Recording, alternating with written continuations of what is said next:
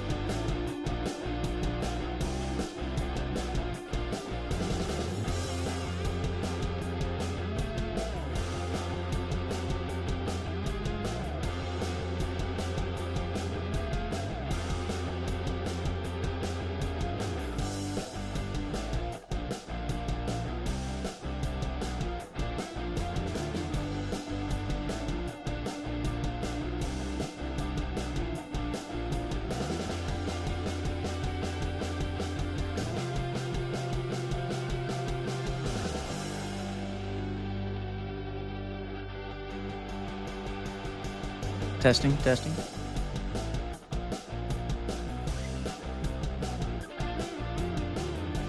Check. We're going to get this sponsored by Dr. Pepper here soon.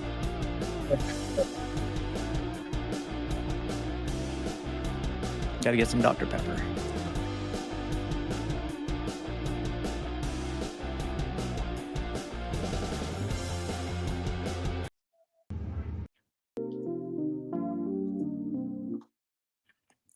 What's up? How you doing, man? I'm good, man. How are you? Doing good. All right. What's up, everyone? Welcome to another exciting episode 16 of the Business Breakdown Podcast. Today, we've got an incredible guest joining us, Kai Dickens. Kai is a money and life coach extraordinaire and proud owner of Dr. Budgets. With a passion for helping others and a unique perspective gained from his experiences as a client, coach, and now owner, Kai is on a mission to transform people's relationships with money. In this episode, we're diving into the world of budgeting and critical mindset shifts required for financial success. Kai will share his insights on gaining clarity about your finances, overcoming limiting beliefs, and developing a spending plan that aligns with your goals and values.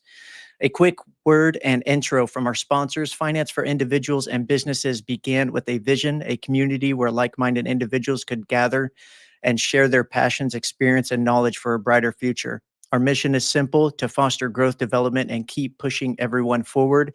We believe everyone has a potential to succeed, and we're here to support that journey. Join our community of leaders, visionaries, as we learn, grow, and build a brighter future together. For those on YouTube and other platforms, this podcast is originally started as a Facebook group, and we're going to be keeping it here. Join our Facebook group at facebook.com/group/finance for individuals and businesses. We'll see you there. Kai's experience in budgeting and mindset coaching make him the perfect guest for anyone looking to transform their financial life. Kai, welcome to the show. We're thrilled to have you here. How you doing, man? Hey Ryan, I'm great. I'm super excited to be here. I love having conversations with you, and I definitely love talking about money. Yeah, yeah, for sure, man, for sure. It's definitely a privilege to have you here. Thank you for your time today. I know your time is pretty valuable.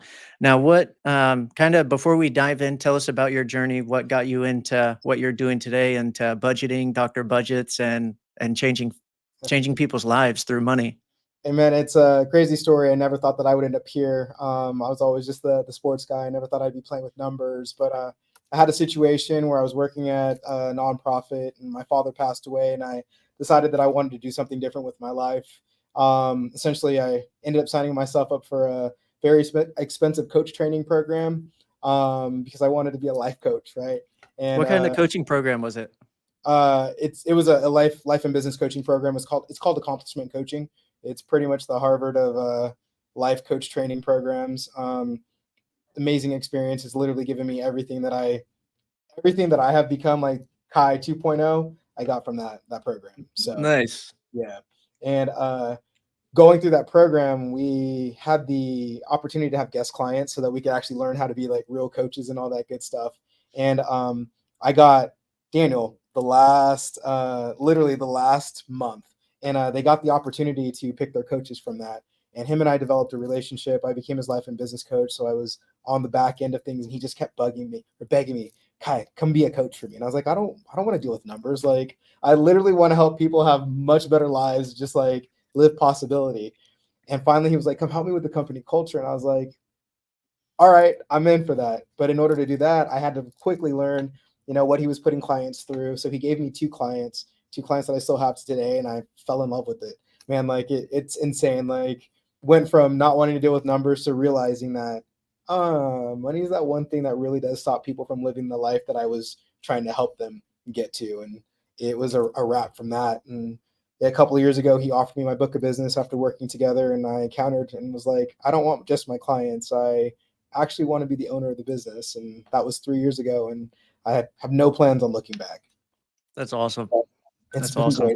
great. Those are the kind of connections that people dream of. And whenever you're even just going into the right room or paying for the opportunity to be in that room, it can really change your life. Your network is your net worth, and that's kind of just a perfect example of that. Now, with this doctor budgets, you have two locations, San Diego and uh, Colorado, right? We're in Denver Where in now. Colorado? Denver. Denver? Yeah, Yep. couldn't remember if it was Denver. Are you in Denver or California right now? I'm in Denver right now. I'll That's be back cool. in Cali at the beginning of the month. That's cool. I mean, currently as it stands, do you feel like you're getting more clients in California or Colorado? Or is it kind of just a mix of all over? I mean, I have a mix of all over. I'd probably say half of my book of business is in Cali, but I've got clients that are everywhere. Mhm. Here in Denver right now, doing the ground roots, trying to get my feet on the floor, creating relationships, kissing babies, shaking hands, those kinds of Yeah. things to kind of get the word out and just connect with the right people and actually be able to grow doctor budgets here locally. Yeah. Yeah, for sure. Um, do you plan on doing a lot of marketing and stuff pretty quickly in Denver? I'm trying the organic right now just because, well, Mhm. one, being here in Denver, I don't know too many people. So it kind of gives you the benefit of like creating real relationships with other entrepreneurs. Definitely working on an ad strategy and some SEO out here as well. I would pretty much, I love the California realm. I would love to have it here and, maybe eventually open up a couple franchises and try to repeat. Yeah. Yeah, for sure. That's awesome. With doctor budgets, how exactly did you get introduced to budgeting? Was it through that mentorship that you were a part of? Got you. No, actually, the budgeting came from my job at the YMCA. As a program director, I ran an expense only department. We were given, actually, I ran two that were expense only. One of them came from campaign donations, and I was given, I think, about $500,000 that I had to make last for the entire year, as well as run all my programs. And if I Right. went over it, I was going to be severely in trouble. And then I moved from that position to taking over all the after school programs. And that was another budget that was right around 1.3, $1.4 million that I had to manage multiple schools and make sure we didn't run out of money either. I was not only going to be in trouble at the Y, I was going to be in trouble with the school district as well as the state. Right. So got really good at cutting expenses. So when I took on my first revenue based department, which was summer camp, I quickly saved about $40,000 by going through and tweaking the expenses that I thought were not necessary for camp to run. And it Right. actually worked out well because we had a very positive summer. So That's awesome. How long did you work for the YMCA? as a program director, like full-time employee, about 11 years, but probably altogether was like somewhere between 14 and 15. Most of my childhood running, being a youth leader Mhm. during the summers, those kinds of things. I used to Yeah, go to YMCA camps as a kid and teen camps. yeah, I ran them all, man. Yeah. Uh, even YNG, youth and government. So summer Right. camps, they're amazing. Yeah. They can definitely keep kids busy, keep kids away from the parents. That's the main thing. They had some pretty cool experiences. We had some fancy camps, equestrian, all the way to laser tag, and then some camps that, sports camps that stayed on site. But we had I think we were the third largest in San Diego County. Damn, that's crazy. So, kind of circling back to doctor budgets, what are the main things that you target with doctor budgets, and how does it affect your clients? I mean, so the main things that we're really working on is clarity around your numbers. A lot of people come to me, well, I think, but they don't know, right? What's coming in, what's going out, exactly where it's going out, getting people dialed in on that. I'd say about 75-80% of the clients that come through are struggling with some type of credit card debt, and most of them have credit card debt or between 25 and $70,000, right?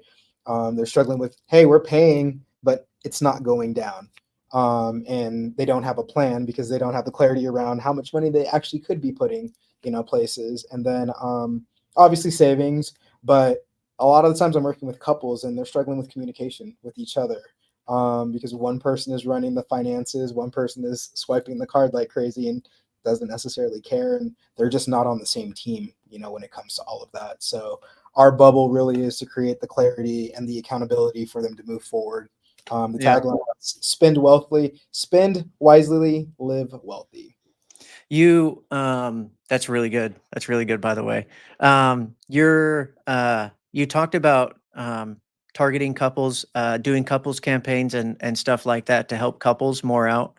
Because especially just being a life coach and understanding and being able to moderate and not necessarily take sides and have that open conversation with people where most people can't really have open conversations about stuff like that. Can you tell us a little about that? How's that going? I mean, it goes really well. Like, luckily, I get to be that third impartial party, right? So I can hear the complaints on both sides, and what ends up happening is like it's magic, man. I can repeat the same thing that one of them said to the other one, and they hear it, right? Remember when we were kids, and like our parents would tell us to do something, and like it would go in, as they said, one ear and out the other. It's the same thing that happens with couples. But then as soon as somebody outside says, "Hey," and it could be the exact same words, and all of a sudden somebody is willing to hear it. It starts off very much like that at the very beginning. They're not listening to each other, and then I'm giving them the skills to start listening to each other. And then they have money dates, so they actually have to start talking about the finances and what's going on. And it's not, the flower doesn't open, right away. Like Right, it's peeled back step by step, over the course of multiple meetings, like earning the trust, them both trusting that what they say isn't going to be taken the wrong way and like a fight's going to break out, right? Like when you can do it once, it's like, okay, maybe I'll try it again. Okay, maybe I'll try it again, right? Because they're not being met with the same reaction as they might have been met with in the past when I wasn't on the call, right? And so the right. hope is you learn how to talk on the call and you can take that back and you guys can talk behind closed doors even without me because you're building a new skill. Yeah. It's there's definitely a lot of resentment and stuff that happens, and you just have to clear the air a lot of the times. And you personally aren't involved, but you have to help them get through that, to get through that. Maybe they did this in the past, and that's why I'm doing this. Well, let's figure out why they were doing that, and maybe we could fix it. Yeah. Or let's play offense. Okay, cool, that happened. If you guys don't want to dwell on that, how do we take that situation and make it different the next time? Now that you have knowledge of how it went before, let's literally just recreate something that we want to make happen moving forward. Yeah. And finances is a very touchy subject. Not a lot of people talk about it. Even people being married, um, it's you. A lot of people would be surprised what gets held back between couples sometimes. And you might not think it's a big deal, but it really is a root cause of a lot of problems. Oh, Um, 100%. Ends marriages, all that good stuff. Financial infidelity, the way that people spend money. You're so right. Right? They're hiding the Amazon packages that are coming in. yeah, yeah. So, Husbands buying guns, wife's buying too much stuff off Amazon. yeah, a lot of that. Um, I didn't buy another gun. I didn't buy another car. No, Whatever. that's not a new set of golf clubs that you saw. Those are my buddy Paul's. Yeah, that's funny. That's funny. What's one of the crazier stories that you've heard? And it doesn't have to be a client. It can be it can be anyone. What's one of the more crazier stories where I guess they were going behind each other's backs? I actually had one couple where he was stocking away money to buy her stuff, right? And she was literally taking all of the money so that anything extra because she wanted those red bottom shoes, Mhm. right? And one of the presents that he was trying to save for her for was the red bottom shoes, and she ended up actually buying them first and hiding them. And I like it was that's when they came to me. Yeah. They came because of the conversation. Like she lied about it, and then he got all mad. And I mean, but those red bottom shoes. I think they're like what 15, 15, 2000, $1,500 to $2,000, right? And so he was just because they had an account where they were all in, so they were just like, oh, she was like, I'd go to Target and like just return stuff, but return it to cash. And I'm like, Right. what are you doing? Yeah, having that initial discovery where you're putting all your cards on the table is very, very important. With couples, I mean, there is a lot of discovery. Whenever you first bring in couples, what are your, no pun intended, what are the couple of your first steps? So, with everybody, doesn't matter if you're a couple or if you are an individual, the first thing that we're going to do is we're creating a spending plan. We need to know where the money has been going. We need to know exactly how much has been coming in and Mhm. what the last 3 months of your life have really looked like. And it doesn't matter if it's uh, the holidays. It doesn't matter if it's the summer and you've been travel. Like I want to get like a real snapshot of like what life truly looks like for you. One of the clients that I just went with, he makes quite a bit. He's somewhere around that $18,000 a month. But it was also about $13,000 over as an average because of how much money he was mindlessly putting on credit cards, how much money went out over 3 months and vacation, all of that good stuff. And he's like, oh, that makes sense as to why the balance keeps going up. So we've Yeah. got to get really clear on what's coming in, what's going out before we can do anything. Like before we even start discussing like what are your savings goals? How do we create a strategy for this? What do you two want to do?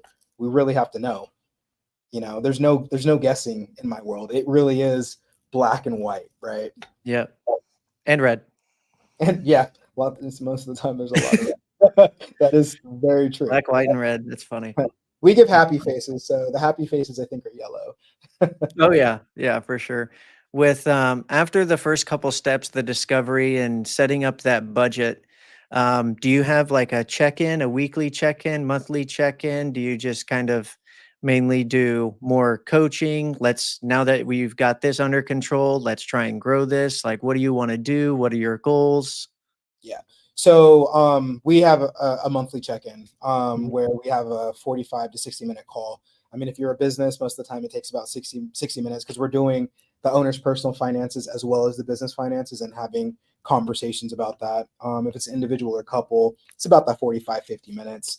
Mhm. And for the first 4 or 5 months, we're really trying to work on having conversations about what's going wrong. People get super overwhelmed even after the budget has been created because now they think that they need to hit every line 100% perfect. Look, I've never had a client hit everything 100% perfect. If we're playing in that 80 to 90%, we're going to be Mhm. moving things forward. But on those calls, the clients can use calls for whatever they need. Like some of my clients are really bad at doing the work outside, and sometimes we have to use that time to be like, hey, I need you to open this bank account and you need to do X, Y, and Z while I have you physically here in front of me. Right. Most of the other ones were really looking at like, hey, this is what it looked like for this month. This is what it looked like against the budget. What two areas are we going to play in? And then we tackle that. Like today, the one of the clients that I had, um, they're already over for the month in groceries, and they still have like about $1,000 left collectively in discretionary. So our conversation was like, okay, cool. You've got $350 left for groceries. Can we take it out in cash? Right? And can you just use that? And then how do we make sure that $1,000 isn't like you only have $1,000 to spend? And she was like, oh, that's a completely different way to look at it. You know what I mean? Yep. So starting to give them tips and tricks, but it takes about 3, 4 months to really get to that point.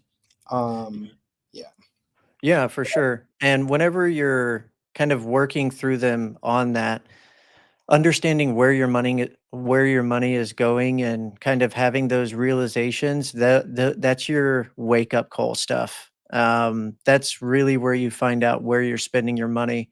If it's on entertainment, if it's on food, if it's on alcohol, whatever it is, you just figure out what it is.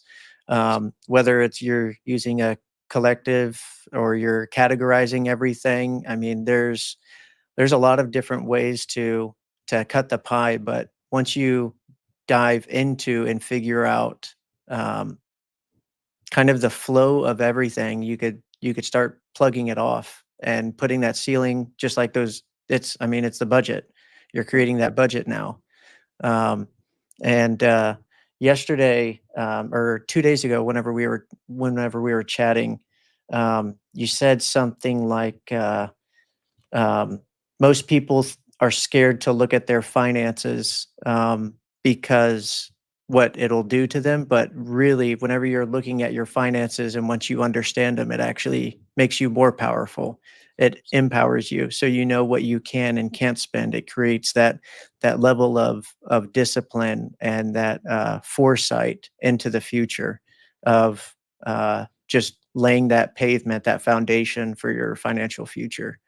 yeah, for sure. It also takes away that huge layer of anxiety and stress. Right, because now it takes away the Oh, guesswork. yeah. Like, even if you're over, you're like, at least I know that I'm over, and like you can kind of breathe because then you can create a plan. Yeah. Money is definitely a leading cause to a lot of stress, a lot of divorces, a whole bunch of stuff. And once you really start getting it under control, life can get easier as long as you stay clear of the drama. 100%. And it puts you in the driver's seat. So when you can play offense, if you choose to spend the money because you're choosing from a place of like, I decided I'm going to do that no matter what the consequences, it's still a powerful move Right. versus, oh my gosh, I didn't realize did that ticket cost that much, right? Right. Versus like, oh yeah, I knew it was going to cost 250, but I decided that I was still going to go ahead and do it. Like playing from that lens just kind of changes life. It changes the game, right? So Yeah. Yeah, for sure. Um, Yeah, that really can. It changes just the landscape, the vision and the mission, because that's really what it comes down to. I'm sure in your assessment, we obviously haven't dived into it, and everyone's company is a little bit different. But during your assessment, I'm sure you talk about your vision, your goals, and all that stuff, and what people are wanting to do with their money. And breaking that down and always reverting back to the vision, the mission, what you actually want to do, the reason why you're doing it. It's a lot easier to stay on task as well that way. um, just having that full assessment is really brings clarity, clears the smoke. It really does. Like when you figure out what the vision is, right? Now when you go to buy that thing that you don't necessarily need, the needs and the wants, you can truly ask yourself, like, hey, is this actually going to help me get to the goal of saving the down payment for the house? Or I know that I want to go on that Disney cruise. Should I really spend $250 on this today? And when people start shift that when that mindset shift happens, that's when the money starts growing. And then if you actually have it in like an account like Ally where you can make those sub buckets where it's like Disney trip $4,000 and you have to figure out like, yo, I've got $2,500, but I got to take the $500. Am I taking it from the down payment? Am I taking it from the Disney trip? Am I taking it from Christmas? That's a game changer as well, right? Because you don't want to take away from any of those goals that you're saving from or saving. Exactly. Yeah, Exactly. Yeah, man. That's definitely a huge piece. Processing all of that information to your clients and your clients understanding that it's definitely an aha moment. Um, man, with with budgeting, it can definitely be an eye-opening thing. I'll share a story real quick because I told it to you on Tuesday, but it's the my first bank account story. I was 15 years old. I got a job. I was washing dishes at a Thai food restaurant. My first job. Got it the day I turned 15. Thanks, Dad. And he made me get a bank account so I could deposit my first check. So I deposit my first check. About a month later, my dad got or we got a letter in the mail. My dad intercepted it, but it was a notice to let me know that I was $600 in debt with my bank account. They didn't have, overdraft fees and stuff like that whenever I was 15. So it was definitely a little warning. So, but my dad, he was pissed. My dad took me to the bank and he made me go inside and talk to the bank manager by myself. I ended up going inside, talking to the bank manager, an older lady, very older lady, but she was super cool. I ended up leaving with like $9 in my bank account. And just going through that experience and understanding that it's not going to kill me, but just to tackle your problems head on and figure out how it can be solved and fix your problems moving forward. I think that made a pretty big impact in my life. totally get that. And like what, like just from that experience, like any other kids that you come across, like what kind of like what advice do you give them based off of your experience being 15, 16? Man, it's a lot of it revolves around money. I don't have kids, but I've been an uncle since I was 15. I tried to teach my nieces and nephews business a couple times. They would sell stuff at school and then they would come back with no more inventory, like they were selling bracelets. Maybe they had an inventory of 20 or 50 or something around that. They sold it all, made some money. They wanted to come home and spend it on Fortnite. And I tried to they were like, "Now I get to spend it on V-Bucks." And I was like, "V-Bucks isn't even real money. You're about to change it from real currency to some credit that's on a video game." But they're like cool with it and everything. But I was like, I had to explain it to them. I showed them. I was like, "Listen, do you want money tomorrow? Okay, so you need to buy inventory to create more money for tomorrow." And you just keep building up your inventory, and that's how you can pretty much start stacking a whole lot more. And that's you reinvesting into your business. Now, obviously, they're like 6 and 7 years old at this time, and they just bought V-Bucks, but whatever. But that's going to be something that's going to stick with them eventually, right? They're going to remember it at some point. Be like, yo, Unc told us this, like, yeah, he was smart. Like, we could have just kept printing money if we would have bought more inventory. So, Yeah, there's a lot of little things that I mean, it's not that I try and teach lessons or anything like that. I like sharing experience and knowledge. And like I don't know. Even I've talked about this a handful of times to people who create dream boards. Dream boards is a very trendy topic. It's a very trendy thing. People making dream boards, all their goals and stuff on a board. Don't get me wrong; it's inspiring. But what I find is that a lot of people are saving money to not save money. They're just saving money to buy something or to go do something instead of holding on to it, budgeting, reinvesting, stuff like that. Because people's dream boards are vacations and stuff like that. Don't get me wrong. You need to go on vacations. You need to have rest. You need to have recovery. But I think dream boards are a little counterintuitive. I think that people need to understand to save money, not to see money and spend money. Got to save money, Um, spend money. Yeah. yeah, it's not a hot potato. It's not a hot potato, and some people have a m- a mindset that they think that it's going to go away really quickly, so they try and spend it on the things that they really want, but they don't really need, Yeah. um, like shoes, red shoes. Yeah.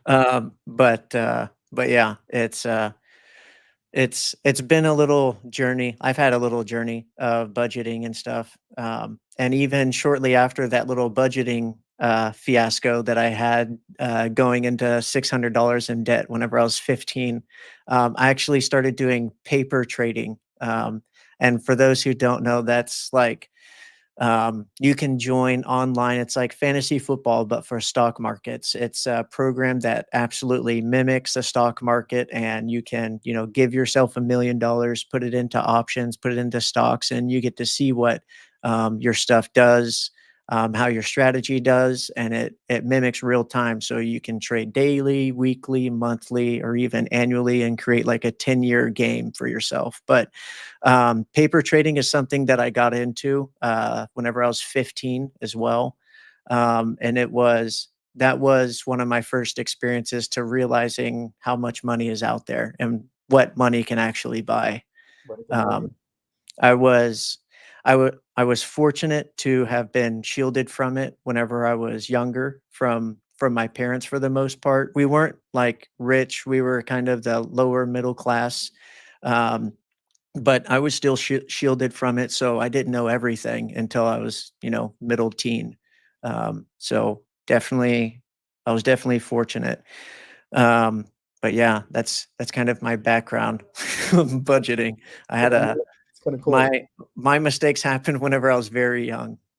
I mean, and that's I think one of the best things, right? Like if parents, adults, like can we don't have the financial education in school right now, right? So if somebody can teach the youth, like, and you have an experience like yours, like it definitely changed the trajectory of your life, right? Like me growing up, I had a money tree. Like it was literally a plant that they paper clipped dollars on. Sometimes it was dollar, five, tens, 20s, right? So it was like, oh, money grows on trees. But the thing was, if I took the last dollar, I was told that that tree was going to die.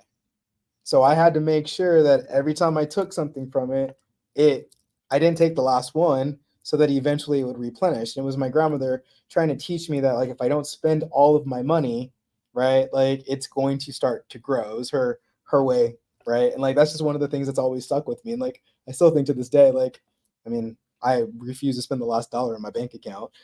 I don't know if it's true or not, but it works. So Yeah, that's cool, man.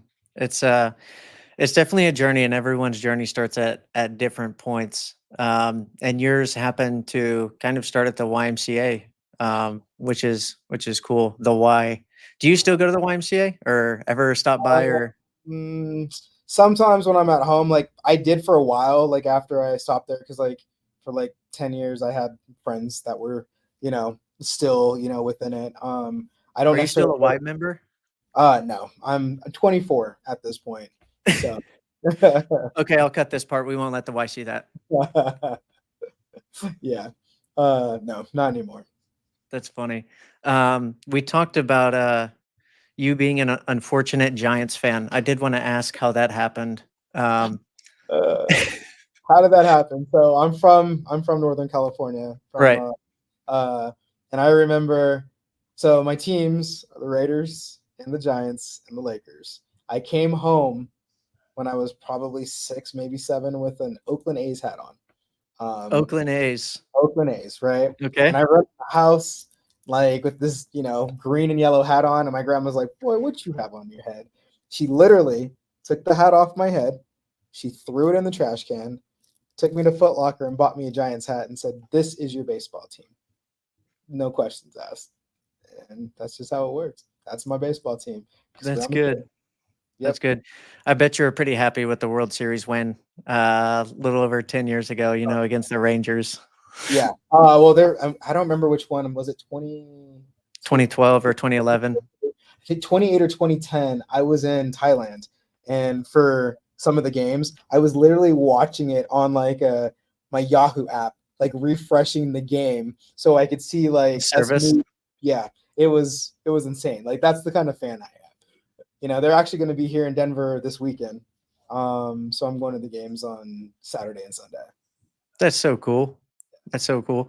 And it's the Giants who are playing. So Giants and Rockies. Giants Rockies, and then when I come home in September, I'll be heading to the Giants Padres because I'm in charge of the events for one of my networking groups, and that's where Aren't you?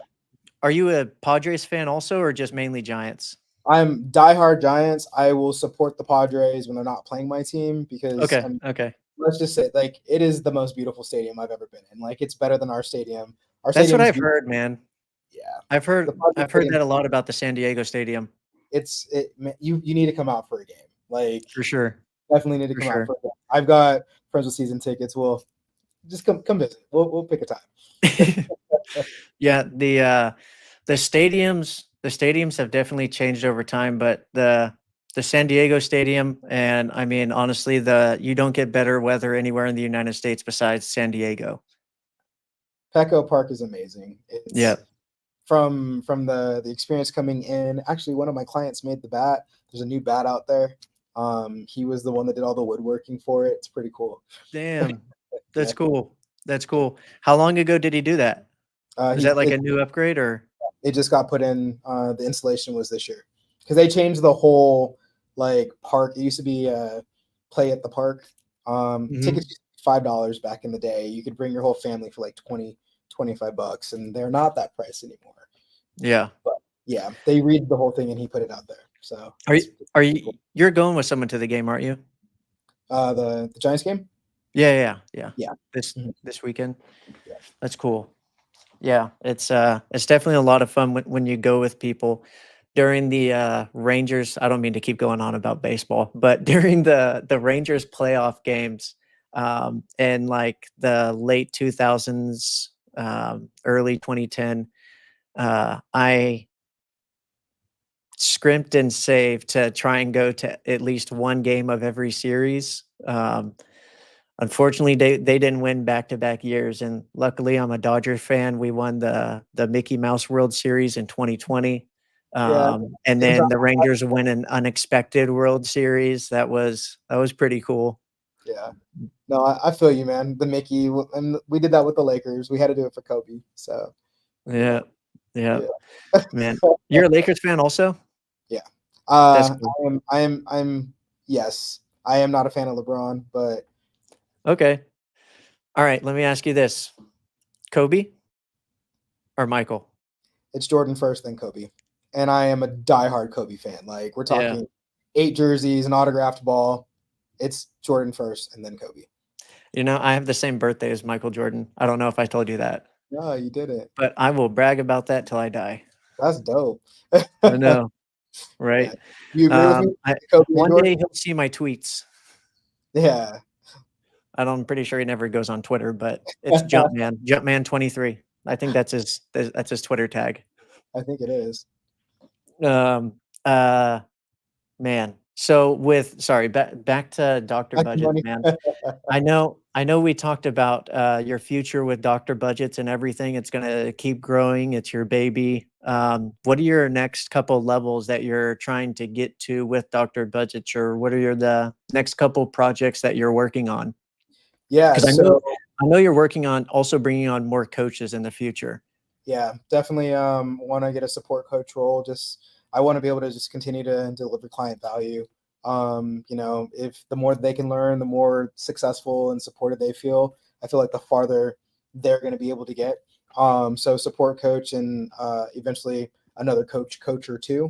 But I'm also looking at creating some type of a budgeting school, and Mhm. then kind of branching out into workshops. I love speaking. I love training, and just actually connected with somebody who has asked me to do a teen program, so that we can start teaching the youngins about money early. And she's like, I will partner with you. She's like, I have a vast group of kids over here. Like, let's do this together. And I'm totally on for that because eventually I would love to get away from being the only person that's coaching, right? Like, I've got coaching days, but if I can go out and teach kids how to do this so that they don't get into some of the issues that I see some of my clients having now, that would be Right.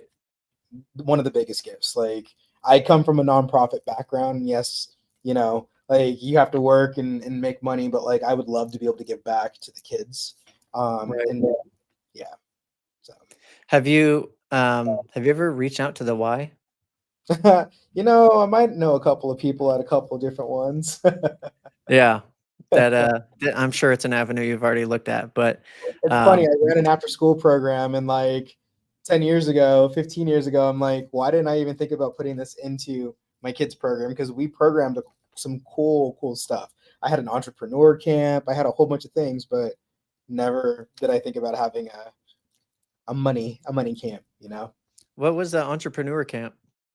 We were just trying to teach them about business, essentially understanding that you don't have to, not everybody wants to go to school. Some people want to work for themselves, and like just trying to open up their mind. We had a couple of people that were very successful entrepreneurs that were on our, like, my campaign staff. They came in, volunteer time, told them how they started their business. We even had them come up with like some creative ideas as to what they wanted to do, products that they could create, just like little things like that, just kind of putting it into their mind that like there are a million different ways that you can go to be successful as an adult. It's not always doctor and lawyer. Like, entrepreneurship is really cool, and you can be responsible for helping other people make money and have jobs. Yeah. So And there's definitely a whole bunch of different ways to make money. It's not just you working for someone and getting a check. yeah. Yeah, right. It's different mindset than probably both of us grew up with, but it's really cool that there are so many options, right?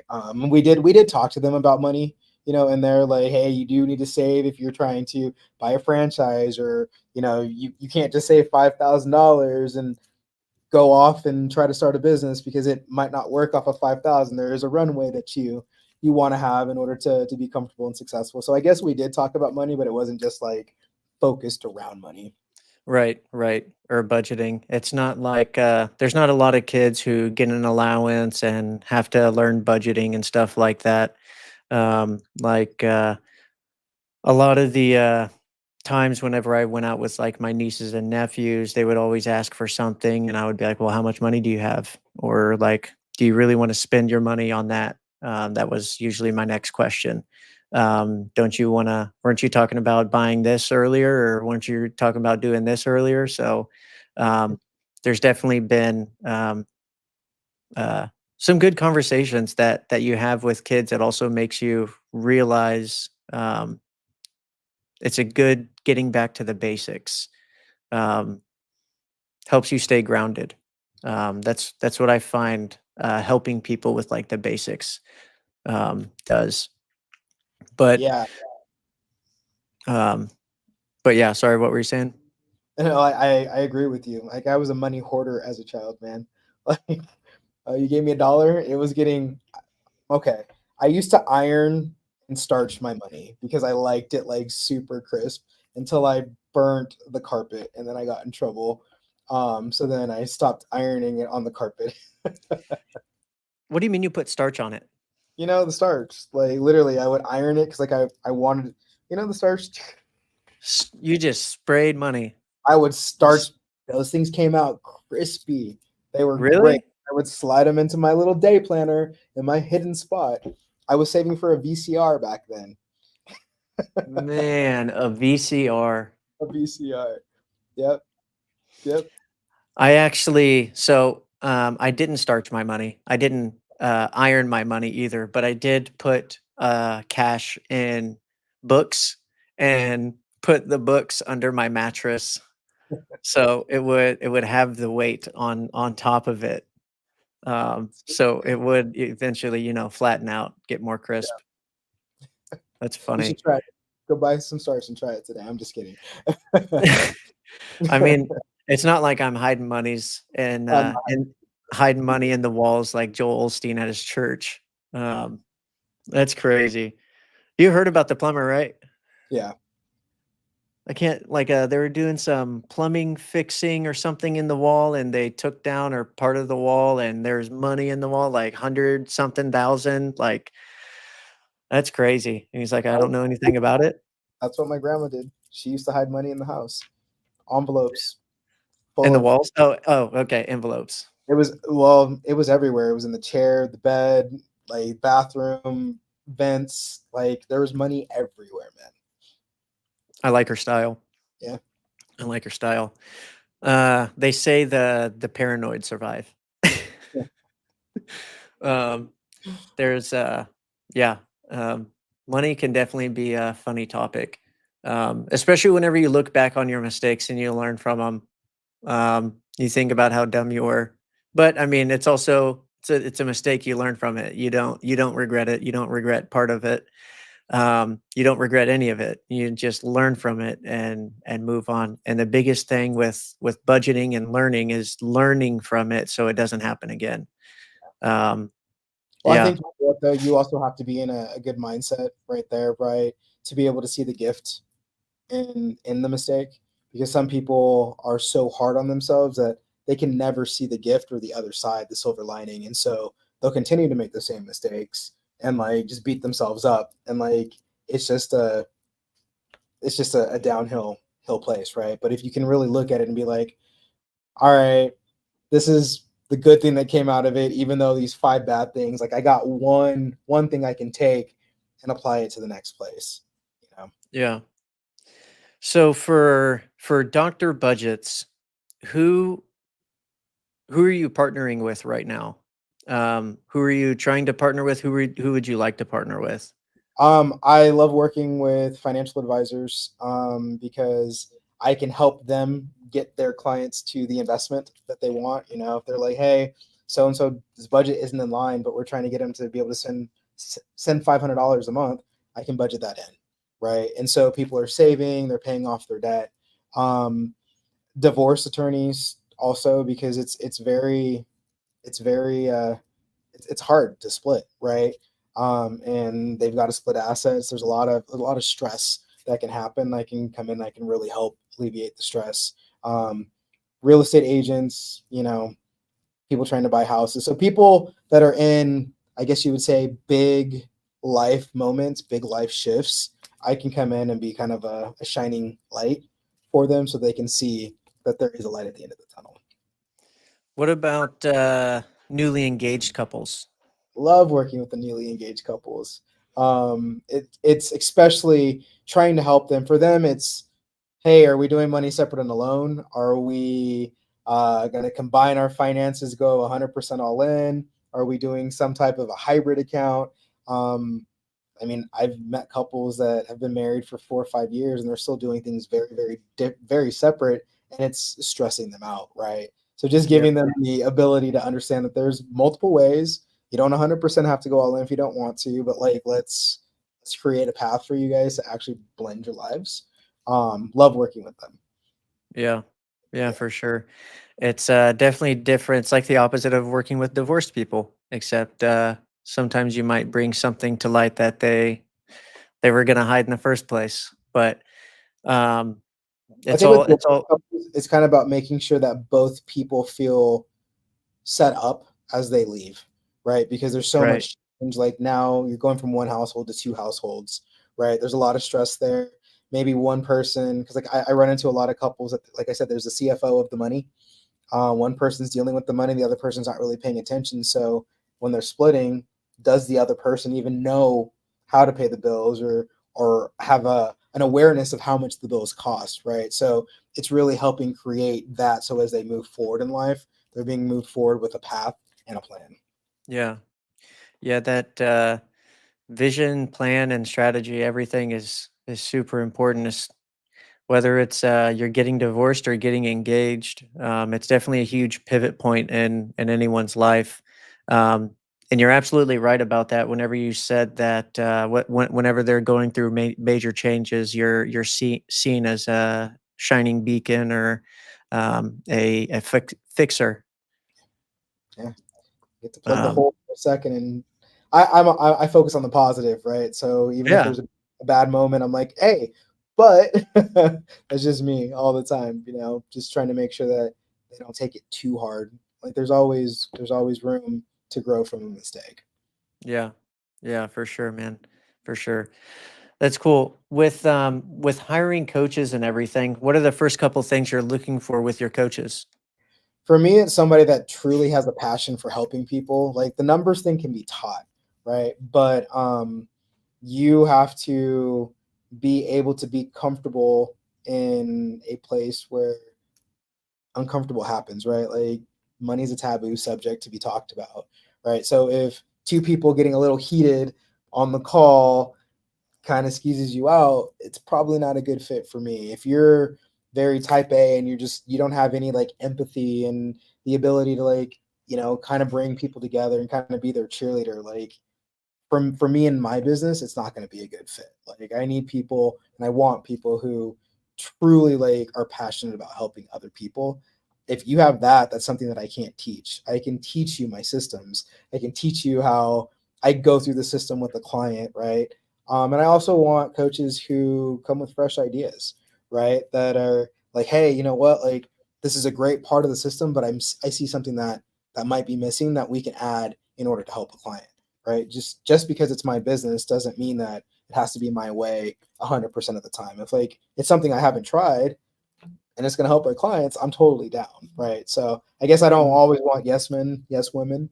And honestly, I'm probably looking for somebody who's not as entrepreneurial minded as me, right? Like not gonna try to go out and try to like build themselves an empire or another business. I want somebody who wants to grow with doctor budgets as we grow and be an integral part of our team. Yeah, yeah, for sure. That's I understand the recruitment process. It's definitely tough to recruit the superstars. Um, but if you can build the culture and get a couple superstar first hires, the rest is kind of butter. You don't necessarily have to do all the work. It's a lot more autonomous. And like as the former owner said, he's like, I wanted somebody who was better than me. He's like, I got lucky and I found you. I would love to find somebody who's better than me at the coaching to bring onto the team because like that's just amazing, right? Like it's just great. I don't need to be the top dog. Like if you're this passionate and you can go out and crush it, please, I'm gonna give you all the resources I can for you to crush it and try to get you as many clients as I potentially can as well. Heck yeah. Heck yeah. That's cool, man. Well, we're definitely going to have you back on in the future. For those who are just joining, we are just about to get off. But this is Kai Dickens. He is a group expert in our group finance for individuals and businesses. He's the owner of Dr. Budgets. We just went over a lot of budgeting and mindset, some stories and all that stuff. But man, it was really really good having you on. Looking forward to chatting with you again next week. I know we have a call. I want to say it's Wednesday or something like that. Yeah, Yep. Wednesday morning. It's going to be good. But and that's we're also you're going to get to meet the rest of the team too. It's That's what going to I be love cool. about that. Yeah. Yeah. I can't believe that the time's gone by so quick. Like this was just such a fun back and forth. Like you don't even realize that so much time has passed. So thank you for being a great person on the other side. You know what I mean, man? So Yeah, thank you man. for having me also. I appreciate it. Yeah, man. No, I definitely appreciate you. You want to plug yourself before we get out of here? What's your website? Sure. Yeah. If you want to check out the website, it's Dr. Dr. As you can see at the very bottom. Like Dr. Dr. Pepper? Yeah, yep. .com. Yep, that is it right there. Same thing on Instagram, and then we've recently started a YouTube channel. It's called Dollars and Dialogue. We're in Dollars pretty, in Dialogue? Dollars in Dialogue, where I'm Nice. delivering content for couples. I'm going to be bringing on some experts. Ryan's going to be coming on pretty soon for me over there. And then, yeah, Nice. so That's cool. I'm gonna go follow that channel. Dollars in Dialogue. Dollars in Dialogue. We'll also put it in the chat and everything. Also, once we get off here, just throw your information in the comments, because I know we can't really do it when we're live, but that'll be tagged in there. But yeah, man, it was really good having you on. Let me check one thing real quick. Okay, cool. We're good to go, man. It was Cool. good chatting with you. Great Have a chatting as good well. weekend, man. I'll talk to you again next week. After the Giants win. Yeah. Yeah, I mean, you beat the Rockies' ass all you want. I hope so, man. If we lose to the Rockies, I'm coming to that meeting like this. They're in the Dodger division, so yeah, take care of them for us. We're all in the same division. That's funny, man. I'll talk to you later, man. All right, man. Have a great rest of your day. Bye.